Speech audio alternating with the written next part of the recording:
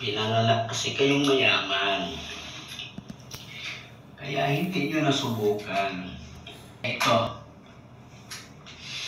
bilang patunay sa inyo, totoong nangyayari to sa buhay ng mga OFW. Hindi naman lahat, hindi ko nyo lahat na OFW kumakain ng alasasina. May ilan lang. Tulad ko, ngayon, kumakain ako ng alasasina. Minsan, kumakain sila patago nasa CR. Kasi bawal nakita ng amo nila na yung prutas nila, na yung pagkain nila, kinain ng mga katulong nila. Kaya, shout out sa lahat ng mga OFW dyan. Salud po si Kapugi sa inyong lahat. Idol.